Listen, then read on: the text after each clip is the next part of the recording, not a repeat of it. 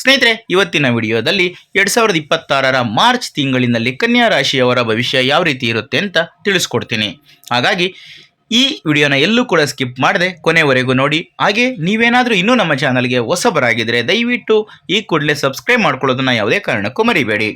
ಸ್ನೇಹಿತರೆ, ನಾವು ಒಂದು ರಾಶಿ ಭವಿಷ್ಯವನ್ನು ತಿಳ್ಕೊಬೇಕಂದ್ರೆ ಮೊದಲನೇದಾಗಿ ಹಾಗೆ ಮುಖ್ಯವಾಗಿ ಗ್ರಹಗಳ ಸಂಚಾರ ಯಾವ ರೀತಿ ಇರುತ್ತೆ ಅಂತ ತಿಳ್ಕೊಬೇಕಾಗುತ್ತೆ. ಯಾವ ಕೆಲವೊಂದಷ್ಟು ಪ್ರಮುಖ ಗ್ರಹಗಳು ಯಾವ ಮನೆಯಲ್ಲಿ ಸಂಚಾರವನ್ನು ಮಾಡ್ತಾ ಇದ್ದೇವೆ, ಯಾವ ಒಂದು ಕ್ಷೇತ್ರದ ಮೇಲೆ ತನ್ನ ಪ್ರಭಾವವನ್ನು ಬೀರ್ತವೆ ಅನ್ನೋದನ್ನು ಮೊದಲು ತಿಳ್ಕೊಬೇಕಾಗುತ್ತೆ.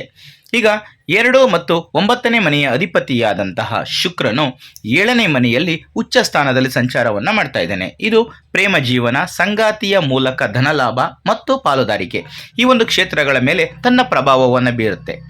ಇನ್ನು ಮಂಗಳ ನಿಮ್ಮ 6ನೇ ಮನೆಯಾದಂತಹ ಕುಂಭ ರಾಶಿಯಲ್ಲಿ ಸಂಚಾರವನ್ನು ಮಾಡ್ತಾ ಇದ್ದು ವಿರೋಧಿಗಳ ಮೇಲೆ ಜಯ ಮತ್ತು ಆರೋಗ್ಯದ ಕಾಳಜಿ ಈ ಕ್ಷೇತ್ರಗಳ ಮೇಲೆ ತನ್ನ ಪ್ರಭಾವವನ್ನು ಬೀರ್ತಾನೆ. ಇನ್ನು ರಾಹು ಕೂಡ ನಿಮ್ಮ 6ನೇ ಮನೆಯಾದ ಕುಂಭ ರಾಶಿಯಲ್ಲಿ ಸಂಚಾರವನ್ನು ಮಾಡ್ತಾ ಇದ್ದು ಇದು ಸಮಸ್ಯೆಗಳಿಗೆ ಅಸಾಂಪ್ರದಾಯಿಕ ಪರಿಹಾರಗಳು ಈ ಥರದ ಒಂದು ಕ್ಷೇತ್ರದ ಮೇಲೆ ತನ್ನ ಪ್ರಭಾವವನ್ನು ಬೀರುತ್ತೆ. ಇನ್ನು ಸೂರ್ಯ ಸದ್ಯಕ್ಕೆ ನಿಮ್ಮ 6ನೇ ಮನೆಯಲ್ಲಿ ಸಂಚಾರವನ್ನು ಮಾಡ್ತಾ ಇದ್ದು ಇದು ಕಾನೂನು ಸಮಸ್ಯೆಗಳ ಪರಿಹಾರ ಈ ಕ್ಷೇತ್ರದ ಮೇಲೆ ತನ್ನ ಪ್ರಭಾವವನ್ನು ಬೀರುತ್ತೆ. ಮಾರ್ಚ್ 15ರ ನಂತರ 7ನೇ ಮನೆಗೆ ತನ್ನ ಸಂಚಾರವನ್ನು ಬದಲಾಯಿಸುತ್ತೆ. ಆ ಸಂದರ್ಭದಲ್ಲಿ ದಾಂಪತ್ಯದಲ್ಲಿ ಅಹಂಕಾರ ಈ ಕ್ಷೇತ್ರದ ಮೇಲೆ ತನ್ನ ಪ್ರಭಾವವನ್ನು ಬೀರುತ್ತೆ.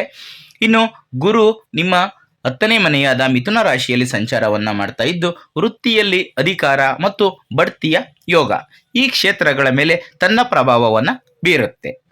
ಸ್ನೇಹಿತರೆ, ಈಗ ವೃತ್ತಿ ಮತ್ತು ಉದ್ಯೋಗ ಯಾವ ರೀತಿ ಇರುತ್ತೆ ಅಂತ ನೋಡೋಣ. 10ನೇ ಮನೆಯ ಗುರುವಿನ ಪ್ರಭಾವದಿಂದ ನಿಮ್ಮ ವೃತ್ತಿ ಜೀವನವು ಸುವರ್ಣ ಕಾಲದಲ್ಲಿದೆ ಅಂತಲೇ ಹೇಳ್ಬೋದು.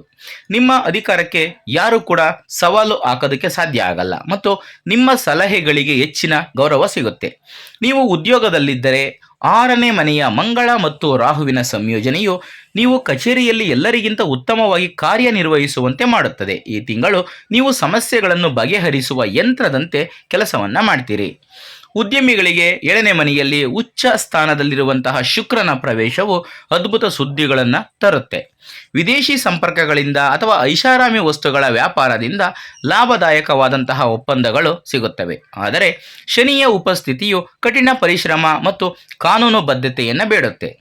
ಯಾವುದೇ ಶಾರ್ಟ್ಕಟ್ ದಾರಿಗಳನ್ನು ನೀವು ಬಳಸೋದಕ್ಕೆ ಪ್ರಯತ್ನವನ್ನು ಪಡಬೇಡಿ. ಇನ್ನು ಆರ್ಥಿಕ ಪರಿಸ್ಥಿತಿ ನೋಡೋಣ. ಆರ್ಥಿಕವಾಗಿ ಇದು ಬಲಿಷ್ಠವಾದಂತಹ ತಿಂಗಳು. ನಿಮ್ಮ 2ನೇ ಮನೆಯ ಅಧಿಪತಿಯಾದಂತಹ ಶುಕ್ರನು 7ನೇ ಮನೆಯಲ್ಲಿ ಉಚ್ಚನಾಗಿರುವುದರಿಂದ ಸಂಗಾತಿ ಅಥವಾ ವ್ಯಾಪಾರ ಪಾಲುದಾರರ ಮೂಲಕ ಧನಲಾಭವಾಗುವ ಸಾಧ್ಯತೆ ಇದೆ.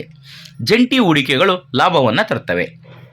6ನೇ ಮನೆಯ ಚಟುವಟಿಕೆಗಳು ಅಂದರೆ ಮಂಗಳ ಮತ್ತು ರಾಹುವಿನ ಪ್ರಭಾವ ಇರೋದ್ರಿಂದ ಹಳೆಯ ಸಾಲಗಳನ್ನು ತೀರಿಸಲು ಅಥವಾ ಕಾನೂನು ವೆಚ್ಚಗಳಿಗಾಗಿ ಹಣ ಬಳಕೆಯಾಗುವುದನ್ನು ತಿಳಿಸುತ್ತೆ. ಇದು ನಿಮಗೆ ಮುಂದಿನ ದಿನಗಳಲ್ಲಿ ಭಾರ ಕಡಿಮೆ ಆಗೋದಕ್ಕೆ ಸಹಾಯವನ್ನು ಮಾಡುತ್ತೆ.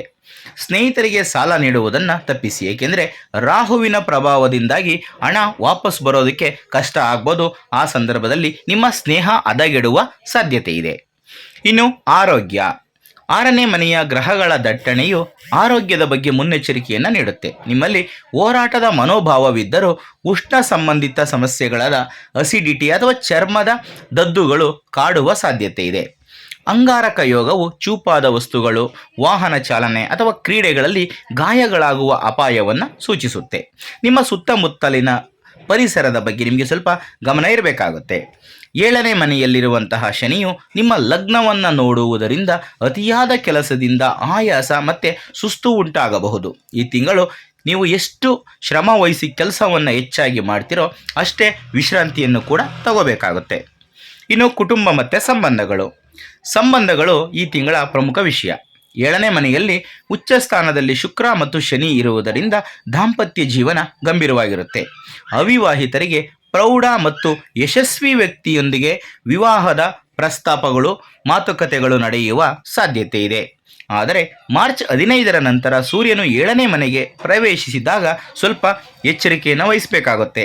ಸೂರ್ಯನು ಅಹಂಕಾರವನ್ನು ಪ್ರತಿನಿಧಿಸುತ್ತಾನೆ. ಇದರಿಂದ ಸಂಗಾತಿಯೊಂದಿಗೆ ಅಧಿಕಾರದ ಹಕ್ಕುಗಳಿಗಾಗಿ ಘರ್ಷಣೆ ಉಂಟಾಗುವ ಸಾಧ್ಯತೆ ಇದೆ.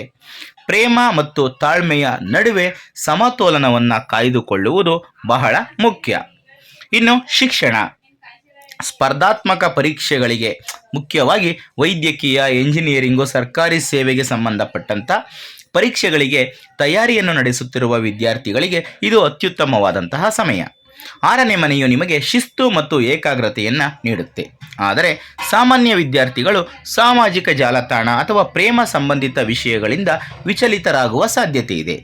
10ನೇ ಮನೆಯ ಗುರುವು ಉನ್ನತ ಸಾಧನೆಗೆ ನಿಮಗೆ ಸಾಥನ್ನು ನೀಡುತ್ತಿರುವುದರಿಂದ, ಸಹಕಾರವನ್ನು ನೀಡ್ತಾ ಇರೋದರಿಂದ ನಿಮ್ಮ ಪಠ್ಯಕ್ರಮದ ಪ್ರಾಯೋಗಿಕ ಅನ್ವಯದ ಮೇಲೆ ನೀವು ಗಮನವನ್ನು ಹರಿಸಬೇಕಾಗುತ್ತೆ.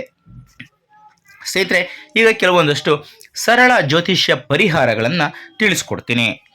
6ನೇ ಮನೆಯ ವಿಜಯ ಮತ್ತು 7ನೇ ಮನೆಯ ಸಾಮರಸ್ಯಕ್ಕಾಗಿ ನೀವು ಈ ಒಂದು ಪರಿಹಾರ ಕ್ರಮಗಳನ್ನು ಪಾಲಿಸುವ ಪ್ರಯತ್ನವನ್ನು ಮಾಡಬಹುದು.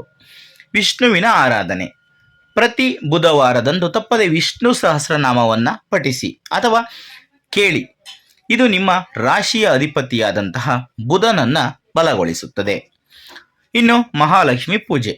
ಶುಕ್ರನು ಉಚ್ಚನಾಗಿರುವುದರಿಂದ ಪ್ರತಿ ಶುಕ್ರವಾರದಂದು ಲಕ್ಷ್ಮೀ ದೇವಿಯ ಪೂಜೆಯನ್ನು ವಿಶೇಷವಾಗಿ ಮಾಡಬೇಕಾಗುತ್ತೆ. ಇದು ಆರ್ಥಿಕ ಸಮೃದ್ಧಿ ಮತ್ತು ದಾಂಪತ್ಯ ಸುಖವನ್ನು ನೀಡುತ್ತೆ. ಇನ್ನು ಪ್ರಾಣಿಗಳಿಗೆ ಆಹಾರ. 6ನೇ ಮನೆಯ ತೀವ್ರತೆಯನ್ನು ತಗ್ಗಿಸಲು ಬೀದಿ ನಾಯಿಗಳಿಗೆ ಅಥವಾ ನಾಯಿಗಳಿಗೆ, ಹಕ್ಕಿಗಳಿಗೆ ಆಹಾರವನ್ನು ನೀಡಿ. ಇದು ಶತ್ರು ಬಾಧೆಯನ್ನು ಕಡಿಮೆ ಮಾಡುತ್ತೆ. ಇನ್ನು ಕೋಪವನ್ನು ನಿಯಂತ್ರಿಸಿ.